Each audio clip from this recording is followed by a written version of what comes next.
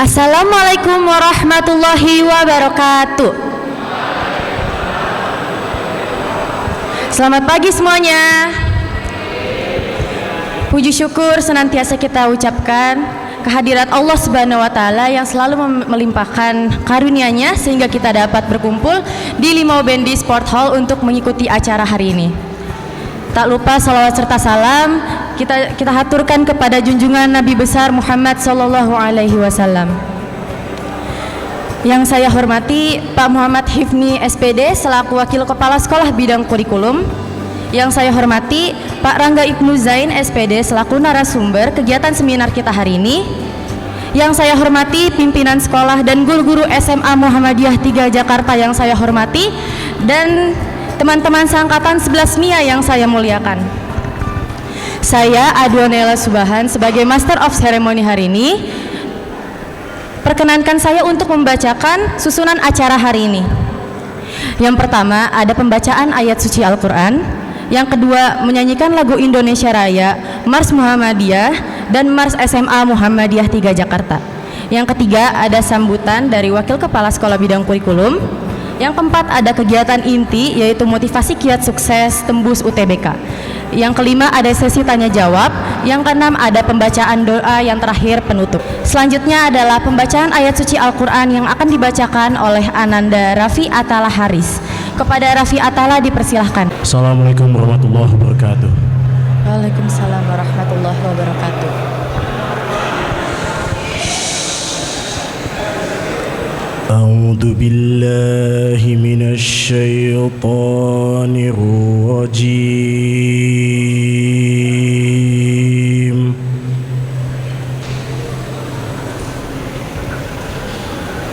Bismillahirrahmanirrahim.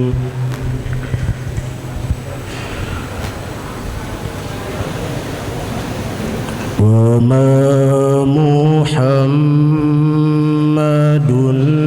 illa rasul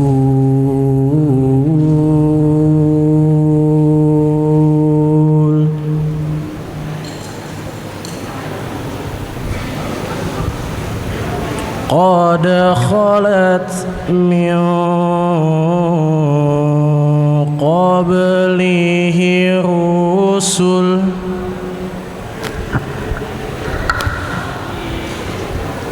afa imma ta'aw qutila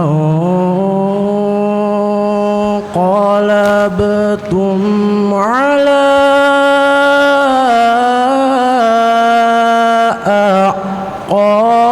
aqabikum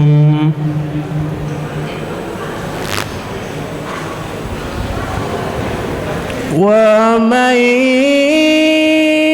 yanqalib ala aqibai falan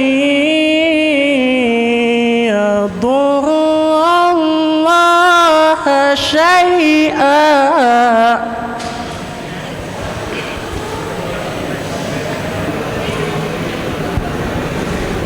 wa sayajzillahu syakirin.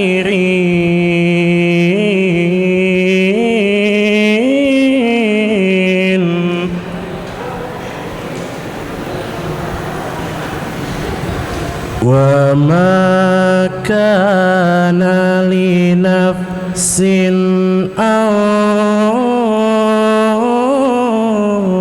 tamuta illa biidnillahi kitaban muajjala.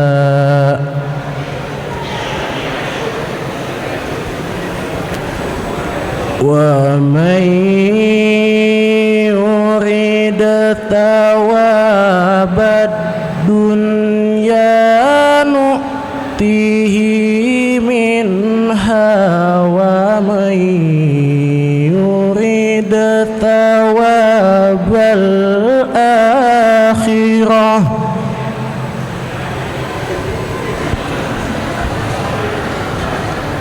ومن يريد ثواب الآخرة نؤتيه منها وسنجزي الشاكرين.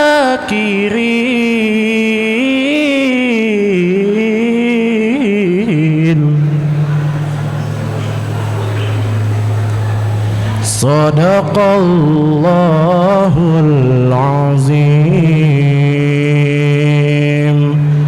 Assalamualaikum warahmatullahi wabarakatuh.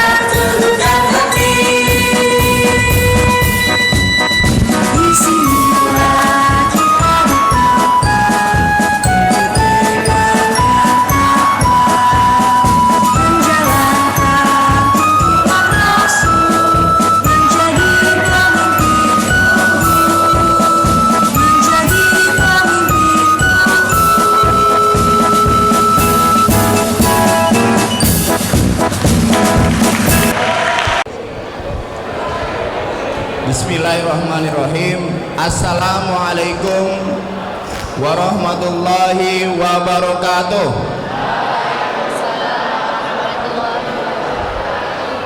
Alhamdulillahirabbil alamin. Alhamdulillahilladzi anzala sakinata fi qulubil mu'minin liyazdadu imana ma'a imanihim. Asyhadu an la ilaha illallah wa asyhadu anna Muhammadan abduhu wa rasuluh. Allahumma sholli ala Muhammad wa ala ali Muhammad. Puja dan puji hanya milik Allah. Selawat serta salam selalu kita baca di setiap waktu sholat kita, di setiap waktu luang kita, yang insya Allah baginda Rasulullah SAW akan memberikan syafaatnya, pertolongannya kepada kita di yaumil akhir nanti. Yang saya muliakan narasumber Pak Rangga Ibnu Zaid. Kemudian yang saya hormati Pak Febri, staf kurikulum, dan juga Bapak Ibu guru yang saya muliakan, yang Pak Hifni banggakan, siswa-siswi SMA Muhammadiyah 3 Jakarta, yang insya Allah beri keberkahan ilmu yang bermanfaat, ya, dan menjadikan kalian anak-anak yang soleh, tentunya sesuai dengan impian, slogan kita, tagline kita, kalian menjadi pemimpin masa depan, ya, karena kalian bersekolah di SMA Muhammadiyah 3 Jakarta, School of Leadership, sekolahnya para pemimpin, ya, bisa memimpin diri kalian, bisa memimpin keluarga, bisa memimpin masyarakat. Kita patut bersyukur, nah, Allah masih memberikan kenikmatan, nikmat iman, nikmat Islam, nikmat sehat. Yang nikmat itu kita gunakan untuk hal-hal baik, bukan untuk maksiat, ya. Apabila kita gunakan hal-hal yang baik, insya Allah kita akan mengumpulkan pahala yang sangat banyak, dan Allah ridho untuk memasukkan kita ke jannahnya, ke surganya. Amin, amin ya rabbal alamin. Tidak panjang lebar, baik disampaikan. Untuk hari ini adalah program motivasi kiat sukses tembus UTBK, program kurikulum, ya. Untuk apa? Untuk meningkatkan motivasi, semangat belajar kalian, anak-anak SMA Muhammadiyah 3 Jakarta yang akan melanjutkan ke perguruan tinggi negeri, lulus UTBK. Siapa yang ingin lulus UTBK? Siapa yang ingin masuk ke PTN Impian? Ya, semuanya pasti memiliki PTN impian, ya, yang diimpi-impikan, ya. Dan kalian akan menuju cita-cita kalian melalui pintu SMA Muhammadiyah 3 Jakarta dan dilanjutkan di perguruan tinggi negeri, ya. Hari ini kita kedatangan narasumber Ustadz Pak Rangga Ibnu Zain. Beliau motivator dari Nurul Fikri. Ada yang tahu Nurul Fikri? Ya, yang insya Allah akan memberikan motivasi, semangat ke kalian bagaimana tembus UTBK, kiat sukses tembus UTBK.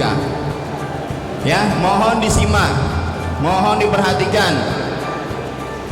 Ketika narasumber berbicara, tidak ada yang berbicara. Ketika narasumber memberikan kesempatan untuk silakan bertanya, nah, baru kalian boleh angkat tangan dan bertanya, ya. Mohon diperhatikan dengan seksama, karena dengan menyimak kita akan tahu apa yang akan disampaikan dan mendapatkan ilmu, ya, bagaimana kiat sukses untuk tembus UTBK. Itu aja dari Pak Ibni, kurang lebihnya mohon maaf. Wabillahi taufiq wal hidayah. Wassalamualaikum warahmatullahi wabarakatuh. Terima kasih kepada Pak Muhammad Hifni SPD telah memberikan sambutannya. Dan sekarang kita berada di inti acara hari ini, yaitu motivasi kiat sukses tembus UTBK, yang akan diikuti sesi tanya jawab setelahnya oleh Pak Rangga Ibnu Zain SPD. Kepada Pak Rangga dipersilahkan. Bismillahirrahmanirrahim. Assalamualaikum warahmatullahi wabarakatuh.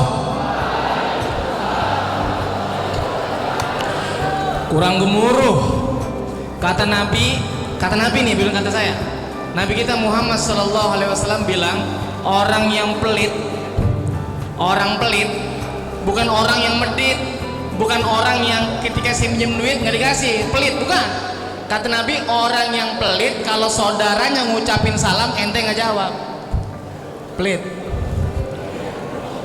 Paham? Sekali lagi, assalamualaikum warahmatullahi wabarakatuh.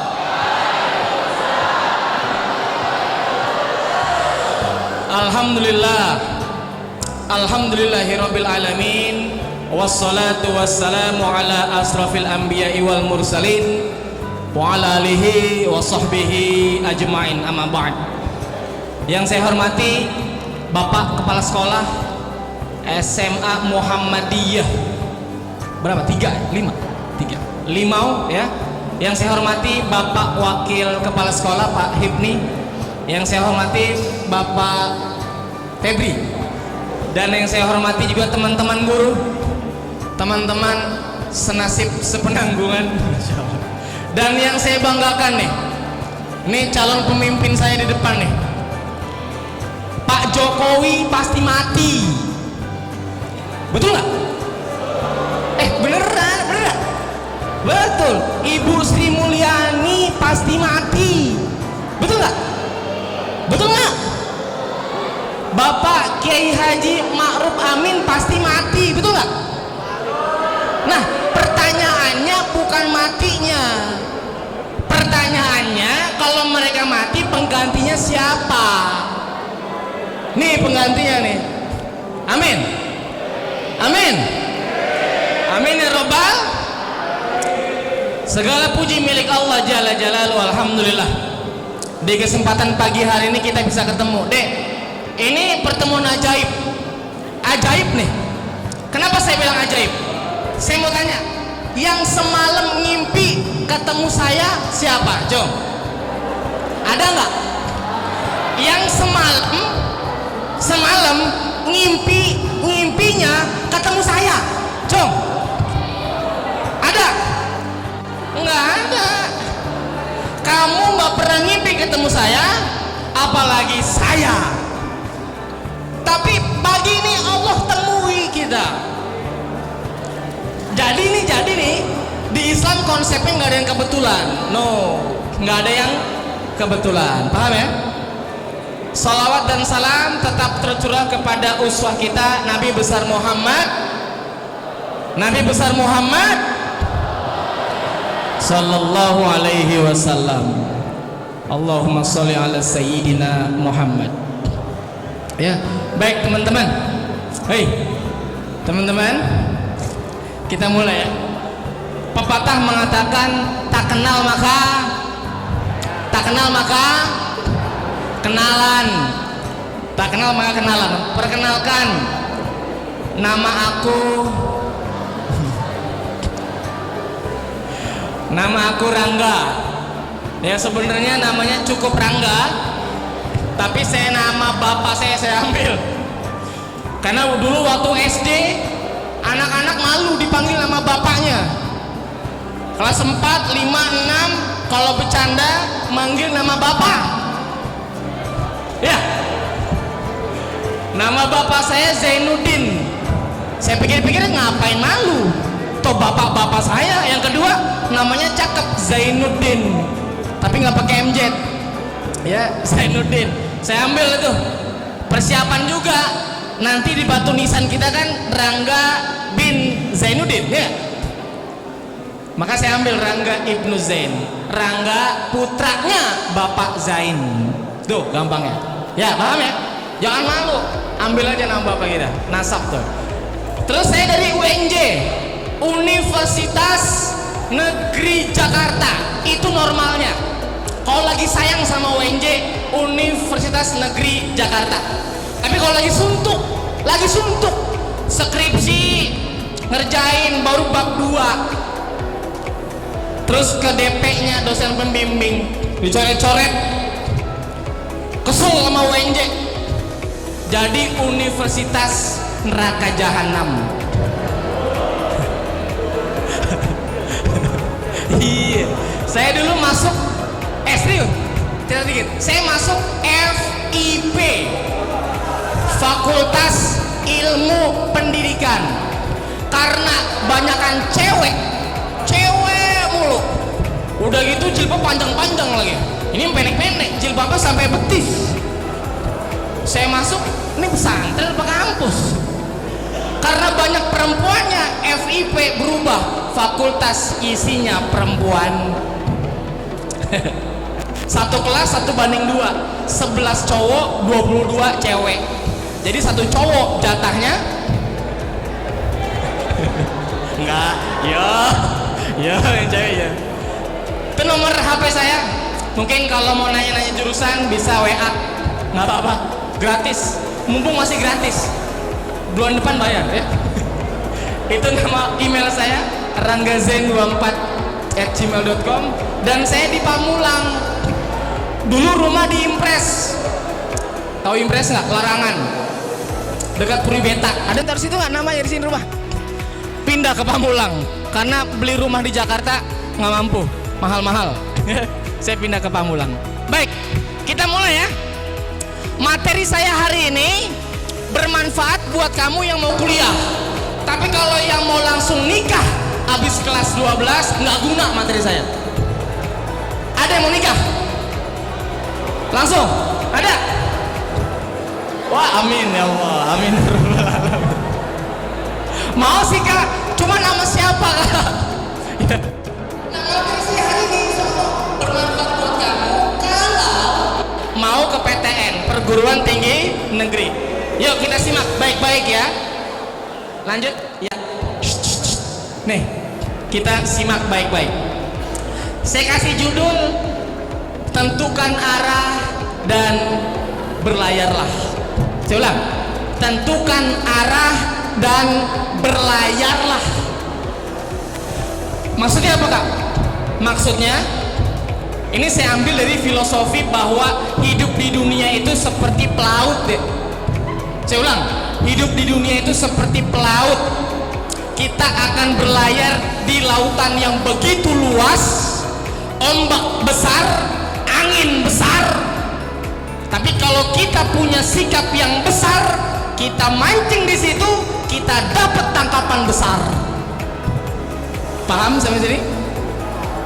Karena kita seperti hidup di laut, maka kita harus menentukan arah supaya jelas kita mau kemana. Lanjut. Laut yang tenang tidak menghasilkan pelaut yang terampil. Kalau ada orang yang hidupnya tenang aja, nggak ada challenging gitu, maka dia tidak akan pernah terampil dalam kehidupan. Maka bersyukur orang yang banyak masalah. Serius, bersyukur orang yang punya banyak musibah.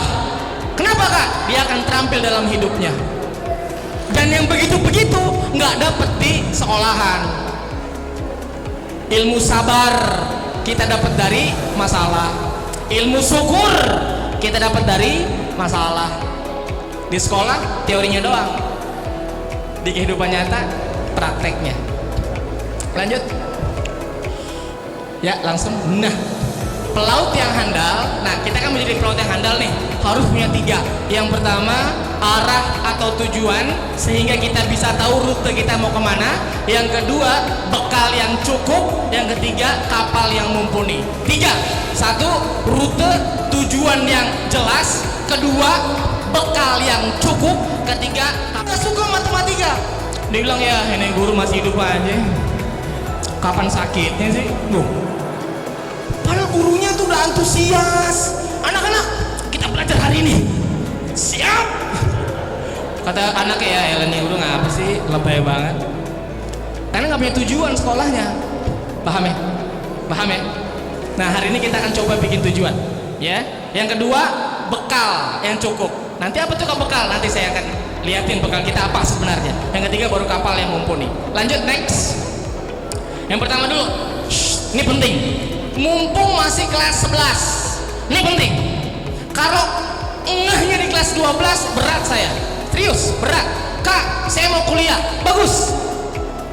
Kira-kira apa ya kak jurusannya? Loh, kan kamu yang mau kuliah. Terserah kakak deh. Saya mau yang cepet kaya kak, kuliah apa kak? Saya bilang kalau mau cepet kaya nggak usah kuliah deh. Terus ngapain? Ngepet biar rajin. Kak itu dosa. Oh iya dosa. Oh ada lagi yang kedua. Apa? Ambil ilmu peternakan. Oh itu kaya kak? Kaya. Tapi ternak tuyul. Lagi mau kuliah cepet kaya. Mau kuliah cepet kaya. Ini kan IPA nih. IPA bener gak? Kebanyakan IPA kalau saya tanya, dek mau masuk mana? Kedokteran kak. Kamu dokter kak? Kamu dokter gigi kak? Kamu dokter hewan kak? Dokter semuanya. Pasiennya siapa? Dokter bagus. Ditanya lagi, kamu kenapa milih dokter? Jadi gini kak, waktu saya ke RSPP Rumah Sakit Pusat Pertamina tuh saya lewat kak, parkiran, ada parkiran khusus dokter, parkiran khusus dokter. Itu mobilnya nggak ada Avanza, Agia nggak main, Carry apa lagi ya kan, apa minimal Rubicon gak tuh. Dimikir, oh berarti kalau gua jadi dokter kaya. Betul, nggak salah. Tapi prosesnya tahu dulu gitu loh. Jangan kayaknya aja. Nah ini nih, hari ini kita akan coba tajemin di situ. Sebelum saya ke rutenya ya, arahnya dulu. Paham ya? Kita lanjut. Nah ini nih, saya mau tanya. Saya mau tanya, tolong jawab. Ini ada pertanyaan, simple pertanyaannya. Udah kepikiran dong? Tahun depan kelas 12 nih gua. Berarti lulus nih. Next episode kuliah nih. Pertanyaannya, kamu mau kuliah di mana? UGM, terus? Hah? UI, terus? Hah? UNJ, hah? Hah? ITB, terus? Hah? UHAMKA, terus? Nggak apa-apa. Dah cukup. Cukup. Perhatikan. Nih, Akmil, good. Ini anti mainstream nih. Perhatiin. Kalau ditanya, kamu mau kuliah di mana? Pasti jawabannya nama kampus. Saya ulang. Kalau ditanya, kamu mau kuliah di mana? Jawabannya nama kampus. Pertanyaan saya, kenapa nama kampus? Karena pertanyaan di mana? Di mana itu merujuk ke tempat. Tapi bisa juga kamu kuliah di mana? Di Jogja kak? Bisa nggak? Bisa dong. Kamu kuliah di mana? Di Depok kak? Bisa dong. Kamu kuliah di mana? Di Jatinangor kak? Jatinangor apa? Jatinangor apa? Sumedang ada kampus apa? Hah? Jatinangor ada kampus apa? Pajajaran sama IPDN, Institut Pemerintahan Dalam Negeri Jatinangor. Alumni 4 pasti tahu. Tuh, kenapa saya bilang, Dek, bukan salah kalau ditanya kamu mau kuliah di mana, jawabannya kampus, bukan salah, tapi kurang tepat. Kenapa? Karena kalau begitu kamu fokus pada PTN-nya. Dan hari ini saya pengen ngajak kamu fokus bukan ke PTN-nya, tapi ke jurusannya dulu. Saya ulang, fokus kamu itu bukan ke PTN-nya bro, sis. Tapi yang pertama, tentukan dulu jurusannya, itu paling penting. Nih dokter nih, misalkan anak IPA, perhatikan. Kak, saya mau dokter. Saya tanya, di mana deh? UI, UIN. Dek, saya mau tanya. Saya mau tanya. Kalau Anda sakit ke dokter atau ada orang nih, ibu-ibu mau disesar, tahu sesar? Bukan yang begini, bukan ya. Dioperasi tuh sesar. Lagi nganga tuh perut. Emang nanya nih pasien, dok, dulu kuliah di mana dok? Unila. Ya dok, saya nggak mau dok. Saya maunya sama dokter yang UI. Ada yang begitu nggak? Ada yang gitu nggak? Nggak ada. Terserah di mana kuliah tuh dokter. Yang penting saya sembuh, habis perkara. Betul nggak? Betul nggak? Semangat nggak? Terserah di mana kuliahnya itu dokter. Yang penting saya sembuh, selesai, saya bayar, selesai. Paham saya Mas? Artinya sebenarnya yang pertama harus kita canangkan bukan di PTN-nya, tapi di jurusannya. Ini kemudian yang banyak salah kaprah. Makanya kalau kamu mau kuliah di mana, saran saya yang pertama kamu pikirin, gua mau masuk jurusan apa tuh dulu. Mumpung kelas 11 masih ada waktu. Kalau ntar kelas 12, waduh, ribet deh. Karena kelas 12 banyak pikiran dah kamu, serius. Ikut tes ini, tes itu, bimbel ini, bimbel itu. Tuh, kelas 12. Baru kelas 11 nih, masih banyak waktu untuk berpikir seperti itu. Jurusannya apa nih kira-kira yang enak? Dan banyak jurusannya. Nah, kadang-kadang ada orang yang sotoy nih, sotoy. Udah nggak ngerti sotoy. Lo masuk mana ntar kuliah? Gue mau masuk ilmu tanah. Hah, ilmu tanah? Kerja apaan itu? Makalah tanah? Salah. Yang kedua, anak IPS. Lo mau ambil jurusan apa ntar kuliah? Sastra Cina. Oh jangan. Kenapa? Ntar kerjanya cuman jaga kuil. Salah.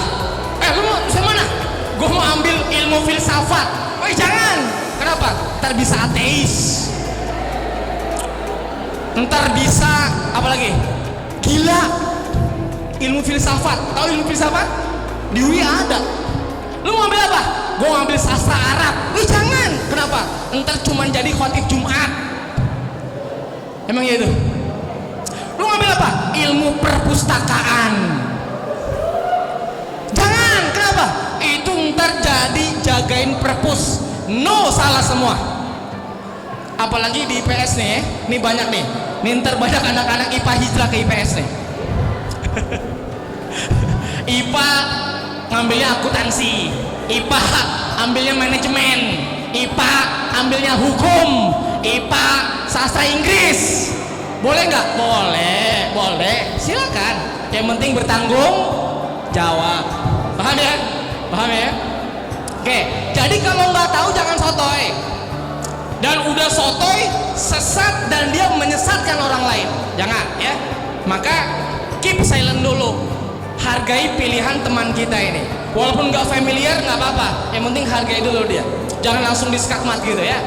Baik, lanjut. Nih, perhatikan. Dulu waktu saya masuk SMA, tapi bukan SMA saya dulu, SMK di Tangerang, namanya SMKN 4 Tangerang. Lebih populer dia panggil STM 80. Kenapa 80? Karena masuk jam 8, pulang jam 10. Sebutnya STM 80. Apa? LSO. LSO kalau di sini. Kalau dulu sih namanya MOS, masa orientasi siswa. Dikerjain sama abang-abang kelas gitu deh, sama anak-anak OSIS tuh. Tapi kalau sekarang saya pikir ada manfaatnya juga dikerjain ya. Kalau sekarang saya pikir-pikir, kenapa saya dikerjain? Suruh bawa tas dari ini karung goni, suruh bikin emtek, suruh bikin esai cerita 5 lembar. Bayangin tuh, saya rumah di Ciledug, itu ada di tengah-tengah kota Tangerang tuh. Jauh banget perjalanan. Pulang udah sore, capek, besok pagi datang lagi. Pernah satu hari kan seminggu tuh, satu hari saya nggak ngerjain tugas. Wah kacau tuh. Masuk terlambat, ketemu kakak kelas, mukanya udah nggak ada senyum-senyum itu. OSIS deh. Sini. Nah pak, sini. Kenapa terlambat? Kesiangan bangunnya. Kenapa kesiangan? Ngerjain tugas yang kemarin kak, jadi belum selesai. Saya bangunnya tidurnya malam, akhirnya kesiangan. Kenapa tidurnya malam? Kan ngerjain tugas. Kenapa ngerjain tugas? Kan disuruh. Kenapa disuruh? Ini gimana sih nih? Kenapa? Dan terakhirnya, udahlah daripada panjang, udah kak, saya mohon maaf, saya terlambat dan saya siap untuk dihukum. Suruh push up 25 waktu itu, 25 kali, push up 25 kali. Pas selesai, baru dia ngomong. Tuh kamu lihat, teman-teman kamu, tugasnya sama,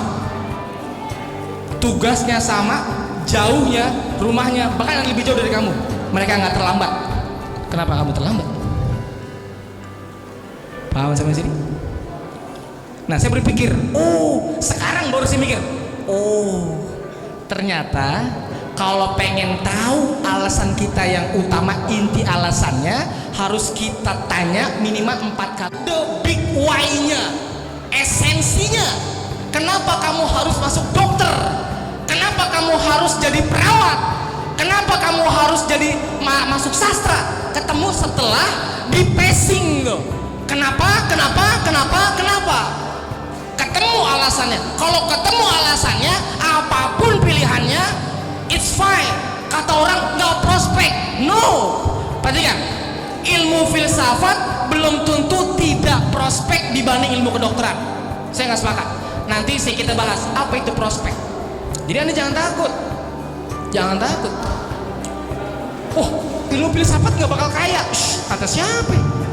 Ntar saya bahas apa itu prospek yang sebenarnya. Oke, paham ya? Kalau selama ini kita berbondong-bondong, akuntansi, masuk akuntansi semuanya, manajemen, masuk manajemen semuanya. Karena berharap setelah lulus dari situ gampang cari kerja, kerjaannya bagus, cuannya gede, betul lah? Betul nggak? Udah nggak usah munah, ya nggak? Nih, pasti itu di sini nih, ya nggak? Padahal nggak seperti itu, brother. Nggak seperti itu. Ya, hari ini kita coba rubah tuh mindset itu, bahwa enggak selamanya tentang uang. Sedikit ya, sedikit.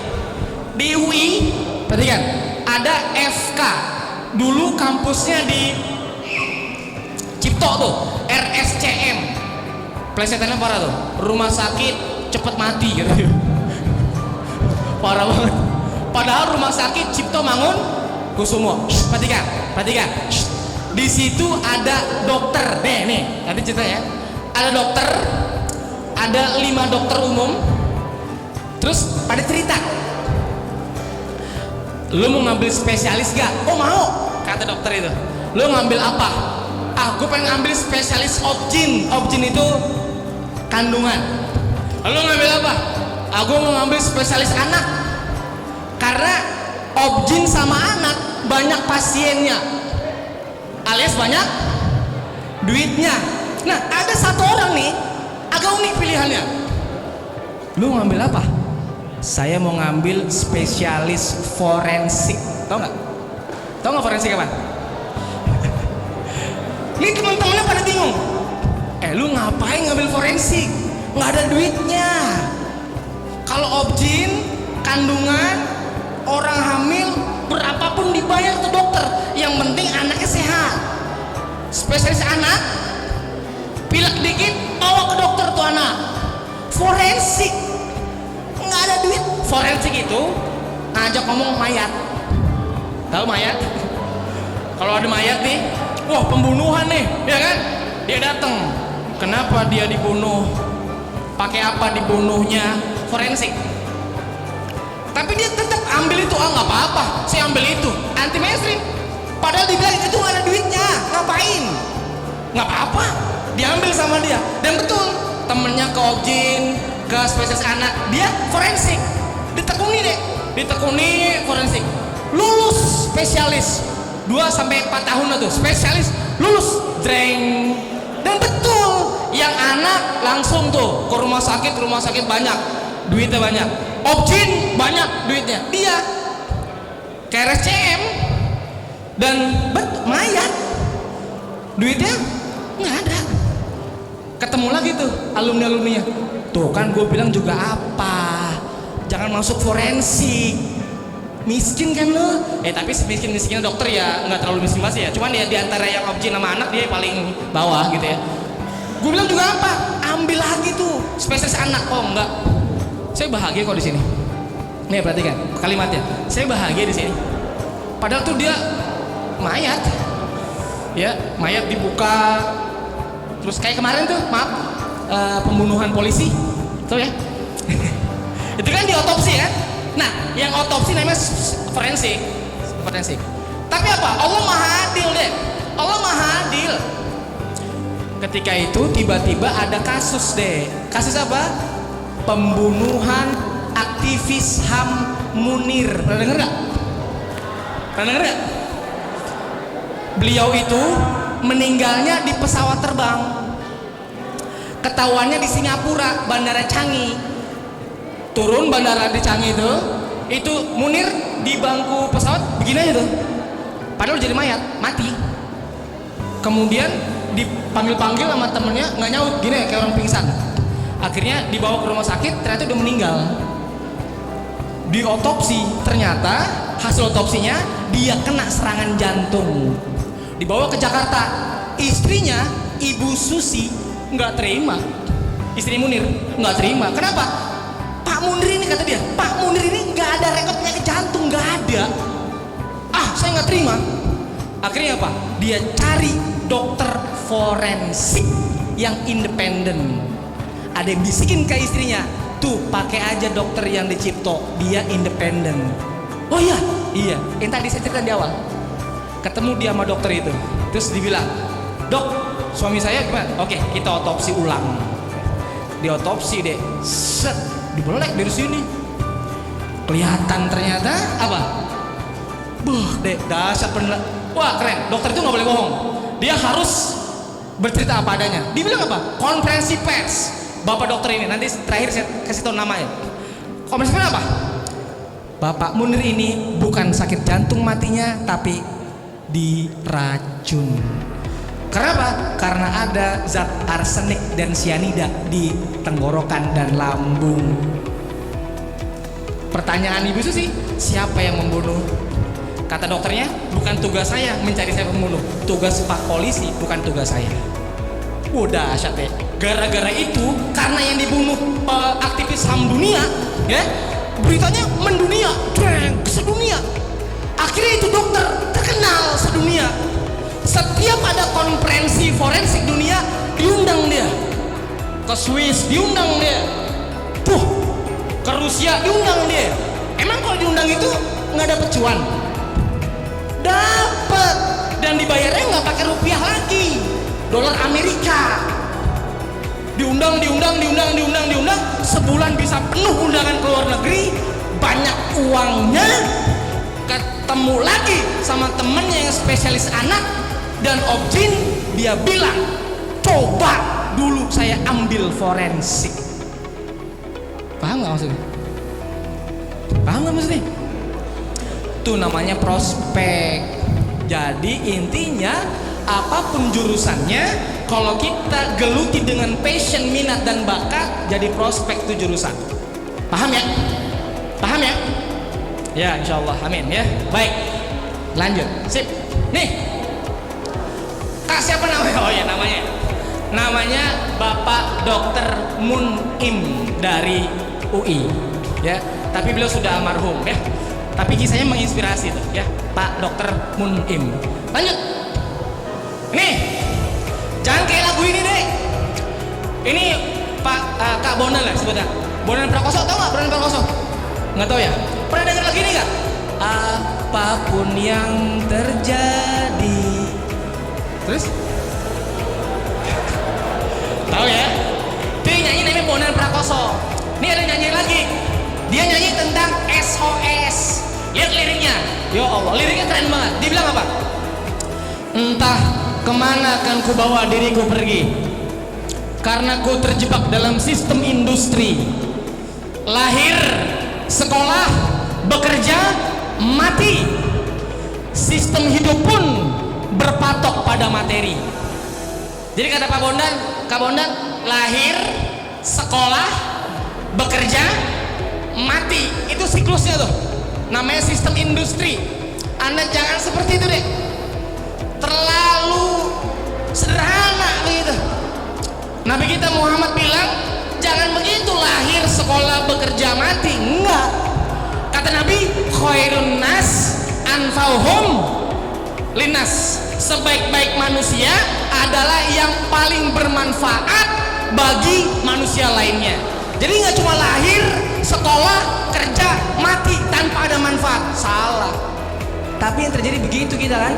Setelah kita sekolah selesai, kita kemudian bekerja, nyari duit, selesai mati. Nggak ada. Macan mati meninggalkan belang gitu ya. Gajah mati meninggalkan gading, manusia mati meninggalkan, katanya nama ya, cuman kita ganti, manusia mati meninggalkan karya.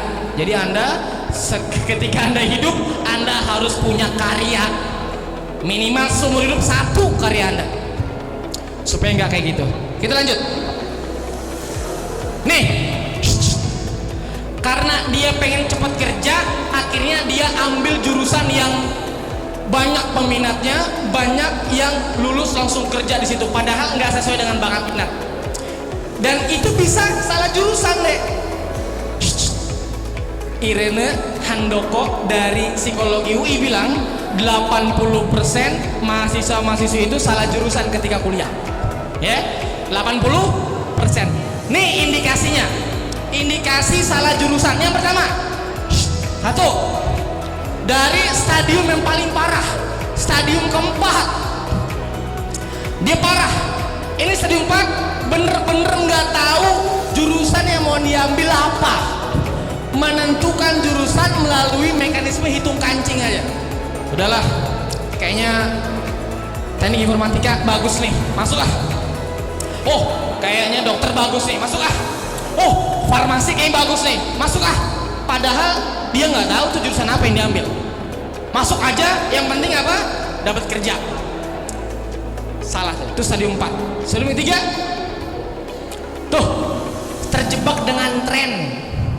Kuliah sarana mendapatkan pekerjaan yang sedang tren saat ini. Zaman dulu tahun 80-an yang paling keren itu masuk Akpol atau Akmil. Tahun 90-an geser teknik elektro. Sekarang geser lagi teknik informatika, sistem informasi. Nanti ke depan geser lagi, pokoknya trennya geser terus. Dan ini ngikutin aja tren. Nah ini juga sama, indikasi salah jurusan stadium ketiga. Yang kedua, nah ini ngejar jurusan yang grade atau peminatnya rendah. Udahlah kak, saya apa aja jurusannya, yang penting UI. Udahlah kak, apa aja jurusannya, yang penting ITB. Apa aja kak jurusannya, yang penting UNPAD. Karena saya udah kadung cinta mati sama UI. Bulan November insya Allah ada BKUI ya, Bedah Kampus UI. Dan insya Allah kita jadi sponsor utamanya, Nurul Fikri ya, insya Allah, amin. Itu yang terjadi ya. Dan ternyata semua serba kuning, bajunya kuning, jaketnya kuning, sepatunya kuning, dia nyengir giginya kuning, serba kuning. Kenapa kuning semua? Karena saya cinta UI, karena UI warnanya kuning ya. Bahkan di mobilnya di belakang tempel jebret Ikatan Alumni UI, ILUNI. Pokoknya UI kak, bapak saya UI, emak saya UI, kakak saya UI, saya pun harus UI.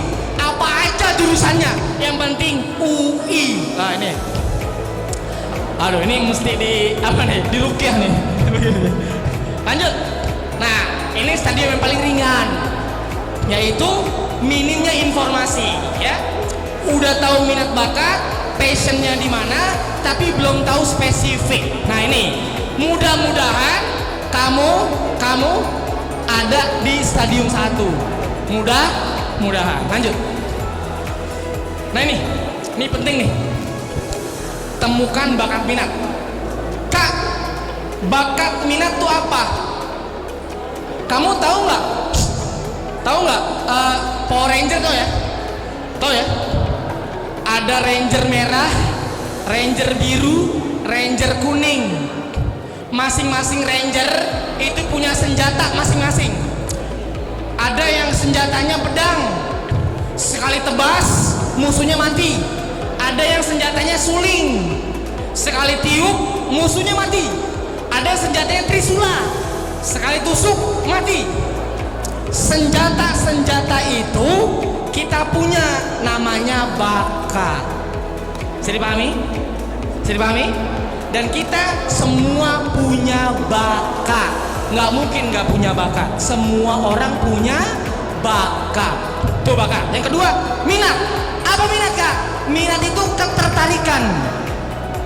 Ketertarikan supaya kita mau memahami sesuatu, mau mengeksplorasi sesuatu, namanya minat. Jadi itu bedanya antara minat sama bakat. Saya ulang, kalau minat ketertarikan kita, kalau bakat senjata, tanda kutip, senjata kemampuan kita yang Allah berikan sama kita. Jadi dua-duanya harus kita punya. Bakatnya bagus, minatnya kuat, gitu ya. Dua ini harus melekat pada diri kita. Terus gimana, Kak, kita menemukan minat? Nih caranya. Lanjut. Nih, cara mengenali minat. Perhatikan baik-baik. Kak, saya bingung, Kak, minat saya apa? Nih, satu. Perhatikan. Cara mengenali minat yang pertama, rumusnya you are what you read. Anda adalah apa yang Anda baca. Kecintaan seseorang terhadap sesuatu bisa dilihat dari buku apa yang ia banyak baca. Paham ya? Perhatikan. Kamu kalau di rumah ada buku-buku, lihat kira-kira buku-buku apa yang paling banyak kamu koleksi. Jangan-jangan itu minat Anda. Oh, Kak, ternyata saya banyak novel, misalkan novel. Kemungkinan kamu minatnya di bidang sastra. Tuh, Kak, saya bukunya banyaknya otomotif. Berarti mungkin minat kamu di bidang otomotif. Tapi Kak, buku saya agama. Berarti dia punya minat di bidang agama. Jadi gampangnya gitu. You are what you read. Cuman jadi masalah, ya. Yang jadi masalah, ada anak-anak yang nggak suka baca. Jadi susah nih. You are what you read. Apa yang dibaca? Nggak ada, Kak. Saya nggak punya buku. Terus gimana, Kak? Yang kedua. Yuk, yang kedua. Nah, yang kedua, cara mengenali minat yang kedua, achievement yang pernah diraih. Prestasi apa yang pernah kamu raih? Kalau di rumah ada trofi, piala. Di bidang apa piala itu? Nah, itu mungkin minat Anda di situ. Gitu ya, itu paling gampang. Lagi-lagi, Kak, saya nggak punya trofi, saya nggak punya piala. Nah, gimana, Kak? Yang ketiga. Nah, ini paling gampang, dah. Apa tuh, Kak? Ask the audience. Maksudnya, Kak, tanya sama temen kita. Punya temen dong, ya. Tanyakan sama dia, kira-kira, bro, kita kan udah temen lama nih, bro. Kita kan bestie, bro. Kira-kira lu nilai gue ini bagus di bidang apa? Temen kita akan jujur tuh. Ask the audience.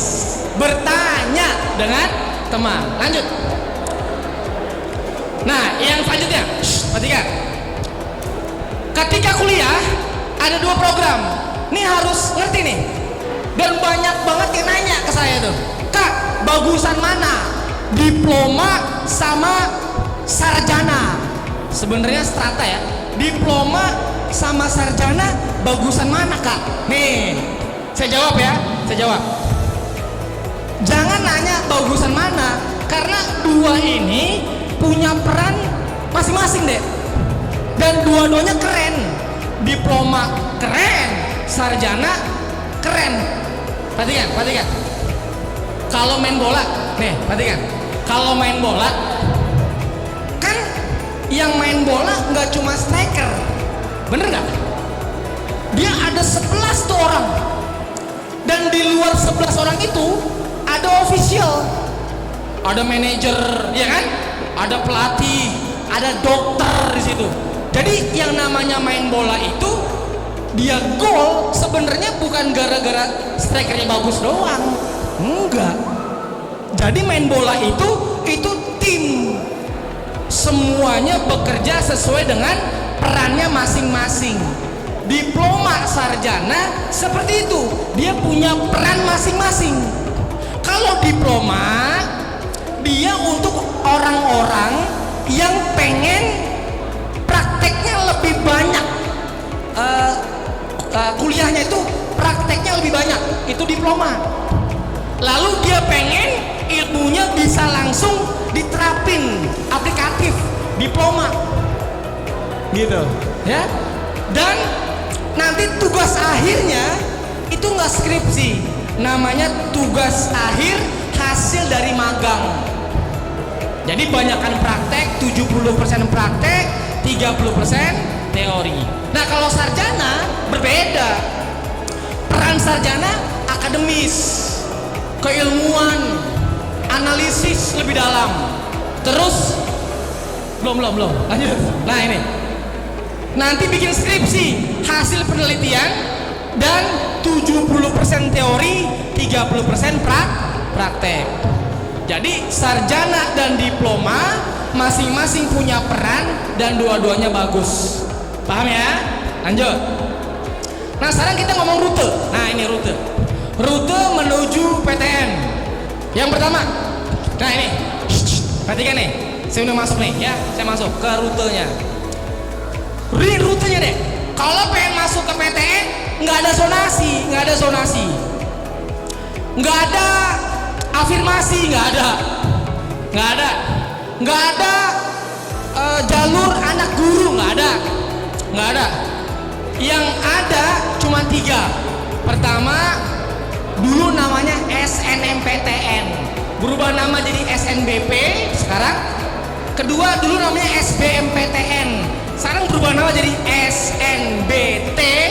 Dan yang ketiga, ujian mandiri. Cuma 3 ini, nggak ada zonasi, nggak ada yang lainnya, cuma 3: SNBP, SNBT, dan ujian mandiri ya.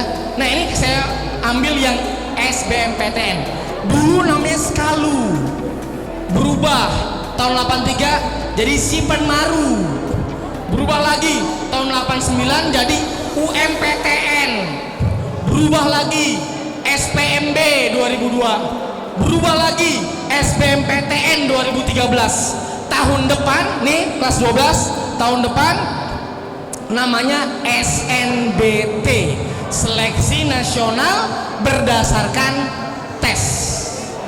Tahun depan. Tahun kamu pasti masih SNBT. Tahun 2024 ya, 2024. Lanjut. Ini dia nih. Tahun depan ya. SNBP, SNBT, ujian mandiri. Lanjut. Nih. Perhatikan. Kelas 11 masih oke nih buat SNMPTN, dulu namanya SNMPTN.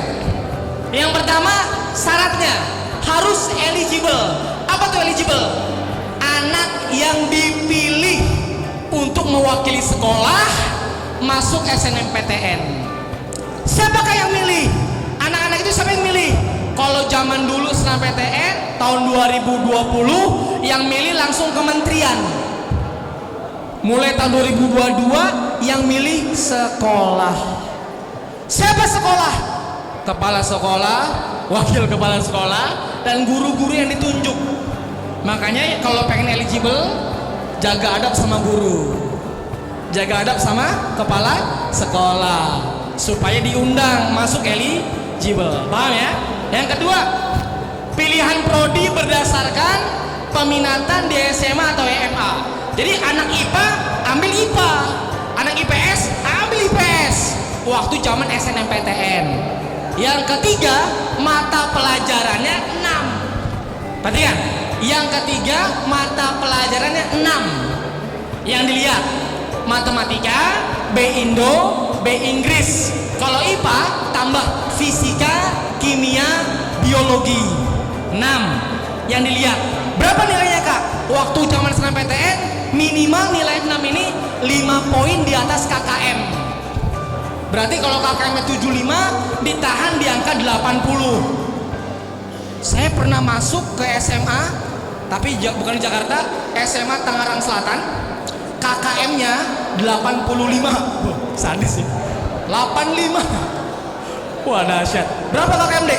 85 Pak. Berarti kalau 85 tahan di angka 90. Dulu waktu SNM PTN. Lalu kuota minimal 20%. Tapi tahun depan diperbarui. Next. Nah, ini yang baru.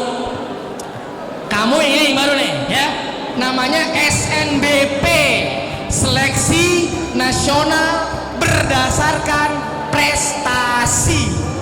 1. Siswa tetap yang eligible, yang dipilih sama sekolah. Yang kedua, nah ini keren yang kedua. Pak Menteri sudah merubah aturannya. Yang kedua, pilihan prodi tidak lagi berdasarkan peminatan di SMA. Enggak. Kak, berarti saya bisa ke IPS? Boleh. Kak, berarti saya bisa ambil bahasa? Saya IPA? Boleh. Dan sebaliknya. Oh, keren gak tuh? Dan sebaliknya. Maka besok nih pasti nanya nih besok. Besok kan IPS. Pasti nanya, Kak, anak IPS boleh ambil dokter? Jawabannya? Boleh. Keren gak? Serius? Boleh. Di Kemendikbud pernyataannya boleh tapi bertanggung jawab. Tuh pertanyaan. Keren banget Kak.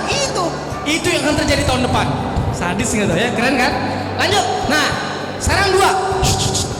Tadi kan saya bilang 6 apel ya. Sekarang udah enggak. Sekarang 2 komponen. Yang pertama komponen 1, rata-rata seluruh mapel. Saya ulang. Yang dilihat sekarang rata-rata seluruh nilai mata pelajaran. Nggak cuma 6, sekarang semuanya dilihat. Semua. Nah, maka Anda nggak bisa meremehkan satu mata pelajaran pun, ya.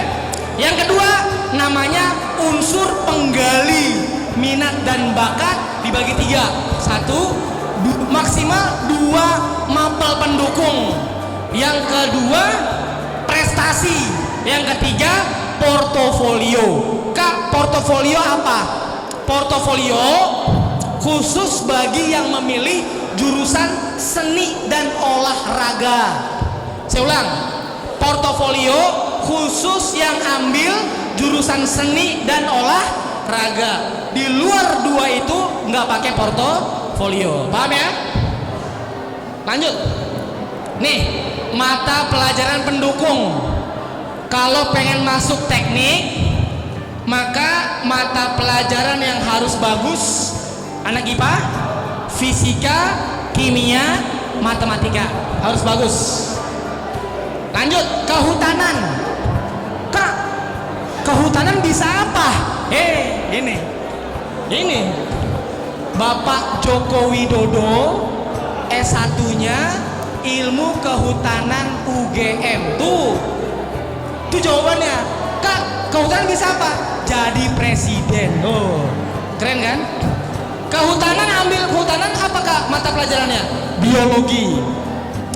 Dokter gigi, dokter hewan, biologi, kimia. Farmasi, biologi, kimia. 2 itu harus bagus. Untuk SNBP. Lanjut. Nah, ini buat yang besok nih, sosial ya. Tuh, kalau mau ambil psikologi harus bagus. Kalau IPS, sosiologi dan atau matematika. Kalau IPA, matematika aja. Paham ya? Ya. Kalau pengen lihat seluruhnya, bisa lihat di Instagram kita, Akeong Bimbel Nurul Fikri. Itu udah kita upload. Lanjut. Ini pesertanya deh. Peserta seleksi masuk PTN ya. Banyak banget. SNMPTN 612 ribuan, diterima hanya 120 ribuan. Yang SNBP, SNBT 800 ribuan, diterima hanya 192 ribuan. Sisanya gagal. Nah, ini masih punya waktu untuk bersiap-siap ya. Lanjut. SNBP minimal 20% kuotanya, SNBT 30 sampai 40%, ujian mandiri 30 sampai 50%. Lanjut. Nah, sekarang SBMPTN. Nah, ini seru lagi nih. Ini dramatis nih perubahannya. Dulu namanya SBMPTN. Peserta siswa fresh graduate kelas 12 dan 2 tahun sebelumnya, alias alumni boleh ikut SBMPTN. Yang kedua, pilihan prodi berdasarkan peminatan di SMA. Yang ketiga, jenis tes 2, TPS sama TKA. TKA itu tes mata pelajaran. Lanjut, program yang ditawarkan hanya D4 dan S1 ya. Nah, tahun depan berubah. Lanjut. Nah, ini berubah jadi SNBT, seleksi nasional berdasarkan tes. Masih sama pesertanya, prodi tidak berdasarkan peminatan SMA, SMP, IPA, IPS. Jenis tes, nah ini jenis tesnya tidak ada lagi TKA. Kak, bener dan itu tidak diralat sama kementerian. TKA tidak ada, yang ada cuma TPS, potensi kognitif, penalaran matematika, literasi bahasa Indonesia, dan literasi bahasa Inggris. Hanya 4 itu ya. Dan program yang ditawarkan D3, D4, S1. Lanjut. Nih contoh soalnya. Nah, ini pasti kamu bisa lah. Nih ya, contoh soal SNBT versi NF. Nah, ini gampang nih. Ini contoh soal penalaran kognitif. Nah, ini. Ya. Bisa ya? Gampang dong. Gampang. Ya. Jawabannya pilih A, B, C, D atau E. Ini gampang. Yang kedua, set. Nah, ini contoh soal penalaran matematika. Gampang. So simple ya. Gampang ini. Chill. Iya, benar, gampang. Ini contoh soal literasi bahasa Indonesia.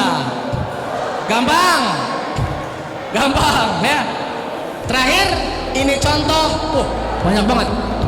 Nah, itu contoh literasi bahasa Inggris. Gampang. Itu contohnya ya, contohnya. Lanjut. Wah, Kak, nggak ada lagi TKA. Ya. Pertanyaannya, masih perlu belajar TKA nggak, Kak? Kan di SNBT nggak ada TKA. Jawabannya masih sangat perlu, digarisbawahi, di bold gede-gede. Masih perlu belajar TKA. Ya. Jaga adab sama gurunya nih. Jaga adab sama gurunya. Guru ekonomi masuk kelas, jangan ditanya, Pak, ngapain belajar ekonomi? Loh, kenapa deh? Di SNBT nggak ada ekonomi, Pak. Awas, nggak punya adab itu. Kenapa masih perlu TKA? Lanjut. 1. Pemanasan sebelum nanti kamu diterima di jurusan tersebut. Yang kedua, persiapan SNBP. Karena SNBP mata pelajarannya semua di rata-rata. Lanjut. Yang ketiga, persiapan ujian mandiri. Karena SIMAK UI itu ada TKA. UMUGM ada TKA. Unair ada TKA. Jadi Anda harus belajar TKA juga. TKA itu mata pelajaran yang 6 tadi. Lanjut. Dan yang terakhir, nggak ada ruginya. Ya nggak? Emang rugi belajar? Nggak ada. Yang ada kita berkah, manfaat. Lanjut. Nah, ini ada breaking news. Nih, breaking news. Wah, Kak, bener. Ini saya ambil dari CNN Indonesia. Pak Nadiem itu menteri ya, menteri pendidikan kita, wanti-wanti tes skolastik masuk PTN bakal lebih sulit. Tuh. Jadi Anda harus siap-siap dari sekarang, mumpung masih kelas 11. Lanjut. Nah, ini lanjut aja. Ya, ini Yang terakhir ujian mandiri. Kalau ujian mandiri, simpelnya aturannya dikembalikan ke PTN masing-masing. Jadi kita belum tahu informasi detailnya karena PTN belum mengeluarkan aturannya. Lanjut. Yang kedua bekal pelayaran ya. Lanjut. Ini dia. Perhatikan. Ini bekal Anda. Ini beberapa tips persiapan SNBP mumpung masih kelas 11. 1. Maksimalkan nilai rapot yang tersisa. Untuk kelas 12 semester 5. Untuk kamu kelas 11 semester 3, 4, 5 ya kalau nggak salah. 2. Mantapkan pilihan prodi. 3. Jaga sikap dan adab terhadap guru. 4. Perbaiki nilai mapel di semester yang lalu jika memungkinkan. 5. Pastikan kamu termasuk siswa eligible yang terpilih. Yang kelima, jangan lupakan jalur langit dengan cara berdoa kepada Allah Azza wa Jalla. Lanjut. Sekarang tips menjawab soal TPS. Nah ini tipsnya. 1. Tidak tenggelam pada soal-soal yang sulit. 2. Percaya diri, fokus dan konsentrasi penuh. 3. Sering berlatih. Dan yang terakhir, berlatih matematika dasar dan berhitung cepat. Tuh saya spill tuh. Kebanyakan kalau matematika yang keluar operasi aljabar sederhana, perkalian, pecahan, persentase, perpangkatan, desimal, perbandingan dan lain-lain. Oke, cukup sampai situ dulu. Ya, sampai situ dulu. Kita buka sesi tanya jawab. Silakan bertanya jika ada yang kurang paham ya. Saya Aisyah Nafina Krisvianti dari 11 MIA 6. Saya pengen bertanya kepada Pak Rangga. Menurut Bapak, jalur masuk PTN yang paling gampang dan mudah itu apa ya Pak? Dan peluang paling tingginya tuh biar masuk PTN-nya itu yang paling tinggi dan paling gampang tuh jalur mana ya Pak? Terima kasih sebelumnya Pak. Wassalamualaikum warahmatullahi wabarakatuh. Nama saya Atala dari kelas 11 MIA 6. Saya mau izin bertanya. Kalau kita misal mau ngambil jurusan kedokteran, tapi orang tua kita nyuruh kita buat ngambil jurusan lain. Nah, kita itu lebih kita harus kalau kayak gini kita ngambil jurusan yang kita mau atau yang orang tua kita mau. Terima kasih Pak. Saya Rizky 11 MIA 6. Saya ingin bertanya, kalau ingin kuliah di luar negeri gimana? Saya Tasya dari 11 MIA 7. Saya ingin bertanya Pak, kan tadi yang Bapak bilang kalau kita tes mandiri kan pakai TKA ya Pak. Nah itu kalau misalnya kita IPA mau ngambil jurusan sosio bisa nggak Pak tes mandiri? Nama saya Rendra Seto Baskoro. Teman-teman diam ya, jangan bersuara dulu. Jadi saya mau nanya Pak, saya bingung antara milih jurusan. Saya bingung antara milih jurusan yang misalnya aja IT sama jurusan buat ngedesainer gitu. Itu kan kalau misalnya saya milih ke IT itu minat saya kecil tapi ketertarikan saya sama pekerjaan yang gajinya gedenya itu tinggi. Kalau di ke jurusan desainer yang satunya lagi itu ketertarikan saya sama gajinya yang kecil terus minat saya yang tinggi. Itu mending main yang mana Pak? Oke, good. Dan pertanyaannya bagus-bagus nih. Tapi tadi saya lupa nama-namanya ya. Maaf nih, saya nggak sebut nama. Yang pertama tadi dari siapa? Cantika, siapa? Siapa? Aisyah. Aisyah, masya Allah.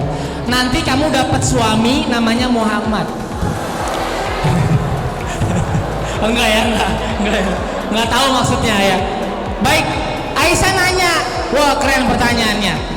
Kak, jalur masuk PTN yang paling gampang itu apa? Yang mudah, cepat? Saya jawab. Kalau untuk kelas 11, jalur yang paling gampang SNBP. Saya ulang.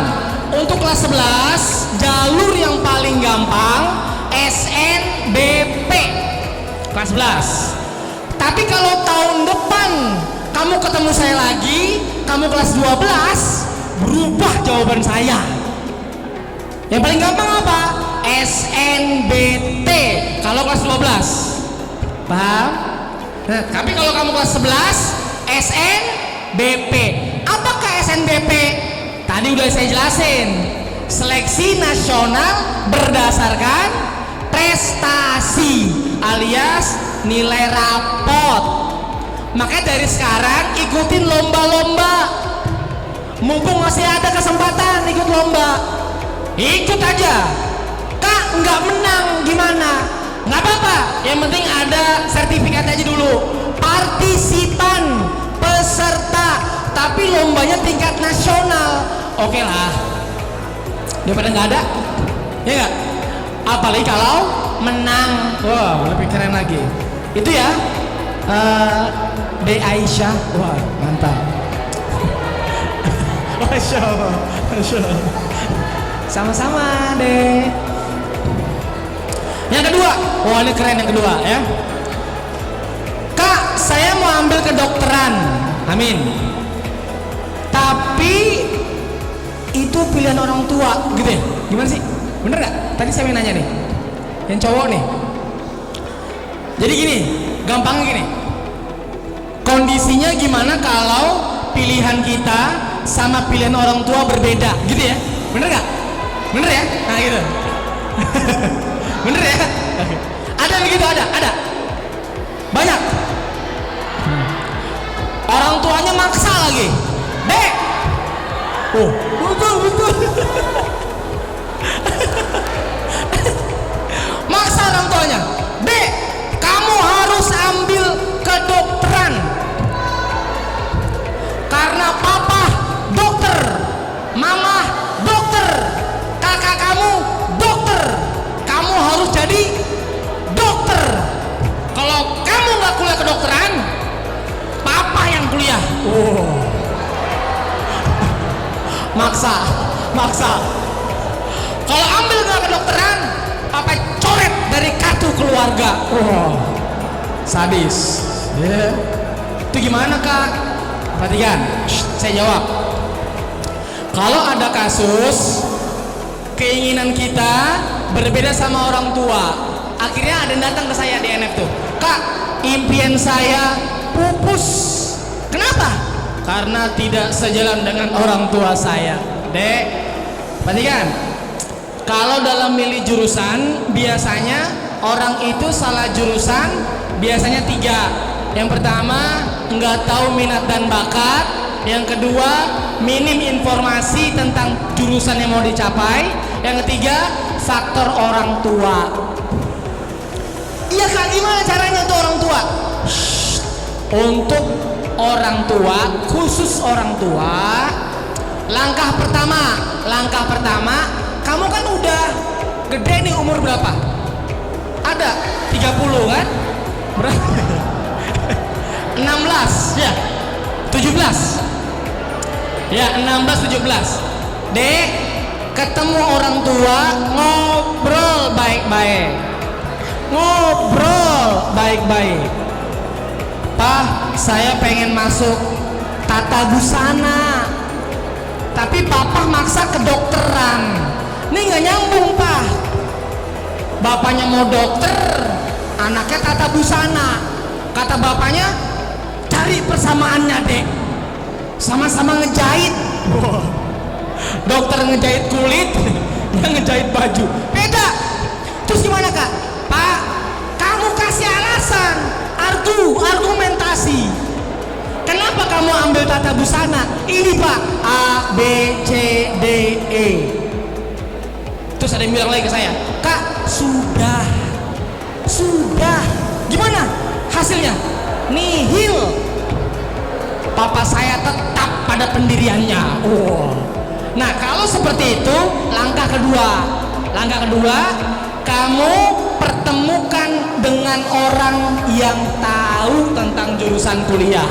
Di sekolah ada guru BK, diskusi. Orang tua, kamu guru BK, diskusiin. Saya pernah di NF sampai jam 11 malam dari abis Isya. Ngapain kak? Diskusi. Ibunya, bapaknya, anaknya, saya jadi wasit. Ibu, bapak, anak punya permintaan, akhirnya kita gali banget tuh, bakat minatnya kita gali sampai semuanya paham, semuanya sepakat, win-win solution, baru selesai. Tapi ingat, jangan berpikir orang tua jadi penghalang. Enggak, salah itu pikiran ya. Yang jelas ajak komunikasi orang tua, tuh intinya ya. Lanjut. Yang ketiga, kak, kalau mau kuliah ke luar negeri gimana? Wih, mantap. Kalau mau kuliah ke luar negeri sangat dimungkinkan. Ada beberapa cara. Yang pertama, cari informasi di kantor-kantor embassy yang terkait. Biasanya ada. Kayak Jerome Pauline, dia dapat ke luar negeri ke Jepang itu dari perusahaan beasiswa ya. Dia beasiswa ke Waseda University. Itu bisa. Biasanya informasinya ada di kedutaan-kedutaan. Kamu nggak usah ke kedutaan, searching aja di webnya masing-masing. Tuh, satu. Yang kedua, bisa jalur kedua. Jalur kedua, masuk PTN dulu. Masuk PTN dulu, nanti di situ banyak tawaran beasiswa ke luar negeri. Namanya pertukaran mahasiswa. Nah, kita bisa ke luar negeri dengan jalur itu. Jadi banyak caranya. Bahkan di sini saya dengar kabar sudah ada jalurnya, tapi ke Mesir ya, ke Al-Azhar, luar negeri. Jadi itu hal yang sangat mungkin kita lakukan. Lanjut. Yang keempat, ujian mandiri ya. Anak IPA ambil IPS, betul? Betul ya? Ya. Untuk tahun kamu bebas. Udah nggak ada barir, udah nggak ada. Jadi anak IPA ambil IPS bisa. Anak IPS ambil IPA bisa. Tapi kalau ada PTN di ujian mandirinya mensyaratkan TKA, berarti kamu harus belajar MIPA ya, belajar TKA IPS. Kalau ada TKA-nya, ya. Tapi yang baru berani ngomong ujian mandiri ada TKA itu baru Unair, Erlangga. Yang lain belum berani, ya. Tapi nanti akan menyusul biasanya, ya. Lanjut. Nah, yang kelima sebenarnya saya kurang jelas tadi suaranya, mohon maaf. Tapi yang saya tangkap, bagaimana caranya mensiasati kalau minat dan bakat berbeda, betul ya? Bener gak sih? Bener ya? Bener ya? Ya, siap. Kak, nih bagus pertanyaan nih. Kak, bagaimana kalau minat bakat kita beda? Nih, mana yang harus saya perjuangin? Mana yang harus saya ikutin? Minat saya atau bakat saya? 2 tahun yang lalu, ini pernah saya tanya ke psikolog. Ini teman saya, psikologi UI, psikolog. Bro, kenapa? Ini kalau bakat minatnya berbeda, mana yang harus saya perjuangin? Jawabannya di luar nalar saya. Dalam hati saya, pasti jawabannya bakat. Pasti nih, harus bakat. Ternyata jawabannya enggak. Kalau minat bakat berbeda, dan itu wajar, banyak begitu, maka kalau berbeda, perjuangin minat. Saya tanya dong, loh kenapa nggak bakat? Kenapa minat? Ternyata manusia punya kemampuan membakati dirinya. Tuh jawabannya. Apa tuh? Manusia punya kemampuan meng-create bakat barunya dengan catatan punya minat yang besar. Paham sampai sini?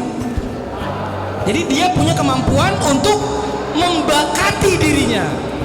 Jadi membuat dirinya berbakat. Padahal di tes bakat enggak di situ bakatnya, enggak. Tapi karena dia punya minat yang besar, dia latihan terus menerus, dia membakati dirinya. Terciptalah bakat baru dalam dirinya. Paham ya? Good. Cukup atau ada lagi nih sesi kedua? Atau nama saya Syakira dari kelas 11 Miati. teman-teman diem ya. Berdasarkan dari tips menjawab soal TPS kan ada tidak tenggelam pada satu soal yang sulit. Kalau misalkan saya waktunya udah mau habis, terus saya tinggal satu soal lagi, saya nggak tahu jawabannya, mending saya tembak jawaban atau saya kosongin. Sebelumnya perkenalkan, nama saya Nabus Rana dari kelas 11 MIA 2. Saya mau nanya nih Kak, saya kan orangnya punya minat yang banyak ya, jadi saya tuh suka gampang oleng dari jurusan satu ke jurusan lainnya. Nah jadi tuh pertanyaannya simpel aja, gimana caranya biar saya tuh nggak gampang oleng, jadi tuh saya yakin dengan satu jurusan, tapi jurusan ini tetap kayak sesuai dengan minat saya gitu loh Kak. Ya sekian, terima kasih. Nama saya Muhammad Elci Alfitra dari kelas 11 MIA 1. Saya ingin bertanya Pak, apabila kita punya circle pertemanan yang toksik dan kita ingin masuk UI, tapi teman kita tuh selalu bilang kayak nggak mungkin, nggak bisa, apa kita harus jauhin atau gimana? Kalau misalkan kita diemin aja kan paling terus-terusan tuh dibilangin kayak gitu. Jadi kita harus gimana tuh Pak? Baik sebaiknya. Terima kasih sebelumnya. Nama saya Akul Kaiser dari XMIA 7. Kan kalau sudah masuk PTN akan di-offer untuk student exchange, mengganti ke luar negeri murid. Itu semua PTN atau hanya yang tertentu? Assalamualaikum warahmatullahi wabarakatuh. Perkenalkan, nama saya Ratu Balkis Vanessa Rifa dari 11 MIA Tahfiz. Saya ingin bertanya, apa di sistem terbaru sekarang peringkat sekolah berpengaruh nggak dalam mau masuk PTN Pak? Terima kasih. Wassalamualaikum warahmatullahi wabarakatuh. Baik, saya coba jawab ya teman-teman. Yang pertama, nah ini bagus pertanyaannya nih, keren. Ini pertanyaannya beyond the future, menembus masa depan. Padahal seleksinya belum ada, tapi dia udah mikir sampai situ. Saya bilang tadi jangan ketika SNBT ya, TPS. Yang pertama tuh, tidak tenggelam pada satu soal yang sulit. Nah, pertanyaannya, kalau waktunya habis, waktu tesnya habis, ternyata tersisa satu soal yang belum saya jawab. Ya, ini gimana Kak? Saya jawab aja atau nggak usah, gitu kan? Bener ya? Nah, baik, perhatikan. Mudah-mudahan tebakan kita masih tepat nih ya. Mudah-mudahan tahun depan panitia masih pakai sistem IRT. Kalau pakai sistem IRT, item respon teori, maka soal yang belum dijawab ketika waktunya habis, tembak aja. Paham? Tembak. Kenapa Kak tembak? Karena sistem IRT tidak ada penalti, nggak ada. Kalau zaman dulu salah -1, betul poinnya 4, nggak diisi 0. Ketika ada sistem IRT, sistem yang lama dihapus, yang terbaru betul poinnya 1, nggak dijawab 0, salah 0. Paham? Nah, maka jawaban saya kalau kayak gitu kondisinya jawab aja ya, tapi darurat terakhir, jangan di awal mikir begitu. Kata Karangga kemarin pas seminar tembak aja nih. Oke, lihat soalnya ditembak sama dia. Aku sayang kamu, ya. Tembak aja jawabannya ya. Siap. Yang ketujuh, wih mantep. Gimana caranya biar konsisten dalam memilih jurusan gitu ya? Tadi sampai nanya tuh ya, keren ya. Caranya adalah satu, ini saran saya, perbanyak sebanyak-banyaknya informasi terkait terkait jurusan yang mau kita pilih. Nih ada cara unik nih. Cara unik nih, perhatikan. Zaman dulu pernah dilakukan sekali.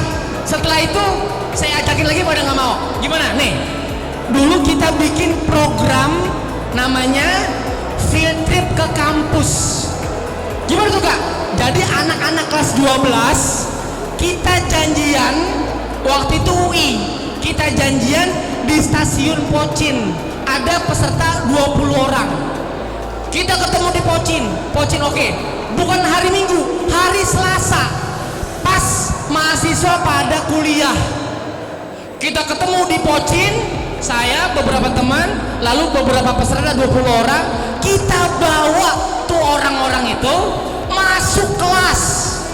Gila nggak? Ikut belajar. Serius. Ikut belajar. Karena ternyata emang bisa Kak? Bisa. Karena ternyata kalau di kampus, belajar di kampus jarang di absen. Terus yang kedua, dosen nggak ingat sama siswanya. Jadi kalau ada siswa baru dia nggak tahu. Jadi beberapa anak kita bawa. Saya bawa ke psikologi, satu lagi teman saya bawa ke teknik, satu lagi bawa ke sastra. Masuk kelas, kuliah, ikut kuliah. Dan kita udah bilang, kamu jangan banyak omong, dengerin aja. Dosen ngomong apa, dengerin aja. Dan kamu nanti rasain belajarnya gimana. Masuk, duduk di kelas. Terus yang lain pada bingung. Terus siapa tuh? Terus siapa? Gak apa-apa, diam aja saya. Dosen datang dan gak di absen. Belajar, dan kita ikut belajar. Dengerin. Oh oke, iya gitu ya. Si anak ini kelas 12 SMA, dia ngerasain. Tuh. Akhirnya apa? Dia punya pengalaman, oh ternyata psikologi belajar beginian. Akhirnya dia timbul, bisa tambah yakin, bisa oh bukan ini. Ngerti nggak maksudnya? Paham nggak? Tapi catatan saya, ajak mereka pas tidak lagi UTS ya. Kalau UTS mati. Duduk ya, siapin soal. Ya Allah, ini bagaimana? Dan itu benar terjadi waktu itu di UI. Nah, rencana kita mau ke UGM nggak jadi karena kurang peserta. Itu yang terjadi ya. Dengan demikian punya experience ya, experience langsung ngerasain kuliah. Ya nggak apa-apa. Lanjut. Gimana mensiasati teman yang toksik? Wih, mantap. Teman yang toksik. Teman toksik tinggalin, dah. Tinggalin. Berteman dengan tukang minyak wangi, kecipratan wangi. Berteman dengan tukang sampah, bau sampah.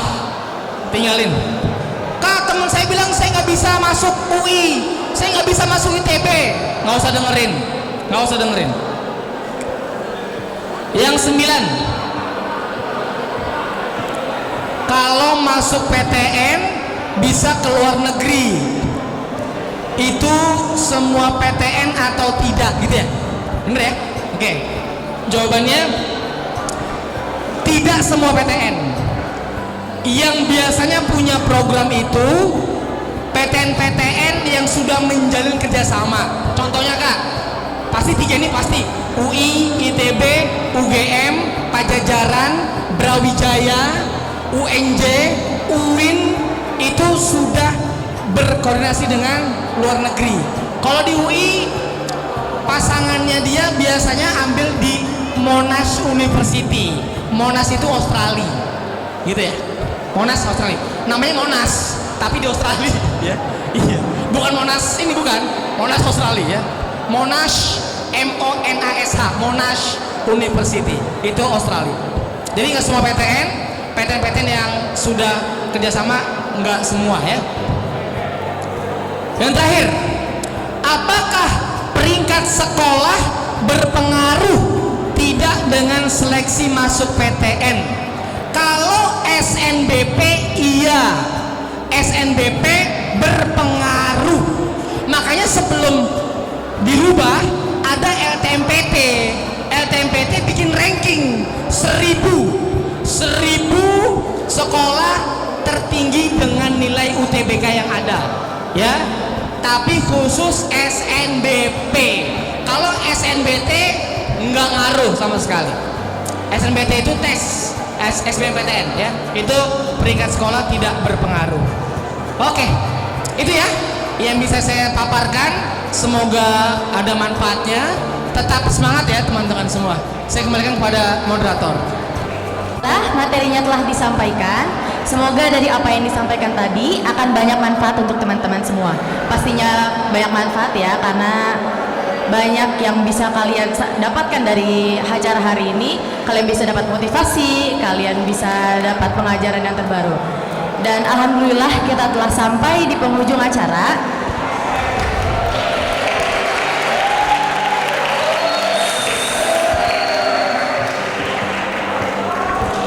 Sebelum saya akhiri acara ini dengan resmi, mari kita dengarkan pembacaan doa oleh Erlan Gani Pria. Kepada Erlan saya persilahkan. Warahmatullahi wabarakatuh.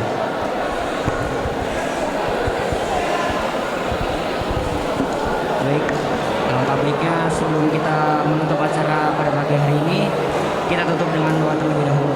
Mari kita mengangkat kedua tangan dan menundukkan kepala kita. Teman-teman dengarkan doanya ya. Astaghfirullahaladzim, astaghfirullahaladzim, astaghfirullahaladzim. Ya Hayyu ya Qayyum ya Dzal Jalali wal Ikram. Allahumma salli ala Sayyidina Muhammad wa ala ali Sayyidina Muhammad.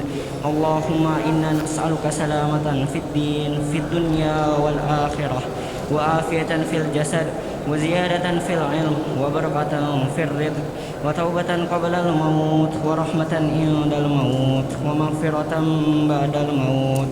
Allahumma hawwin alaina fi sakaratil maut, wan najata minan nar wal afwa indal hisab. Allahumma ighfir lil muslimina wal muslimat wal mu'minina wal mu'minat al ahya'i minhum wal amwat. Innaka sami'un qaribun mujibud da'wat, fa ya qadiyal hajat. ربنا تقبل منا صلاتنا وصيامنا وقيامنا وركوعنا وسجودنا وتضرعنا وتخشعنا وتميا تقصيرنا يا رب العالمين. وصلى الله على محمد وعلى آله وأصحابه أجمعين والحمد لله رب العالمين. Terima kasih kepada Erlan Gani telah membacakan doa. Semoga doa kita semua dikabulkan oleh Allah Subhanahu wa taala. Amin ya rabbal alamin. Saya sampaikan terima kasih yang sebesar-besarnya kepada Pak Rangga Ibnu Zain SPD yang telah menyampaikan hal yang sangat bermanfaat pastinya untuk kita semua. Saya ucapkan terima kasih kepada pimpinan sekolah, guru-guru, juga teman-teman semua yang telah mengikuti acara ini hingga selesai. Saya Adonela Subahan selaku Master of Ceremony untuk acara hari ini. Saya pamit undur diri. Wassalamualaikum warahmatullahi wabarakatuh.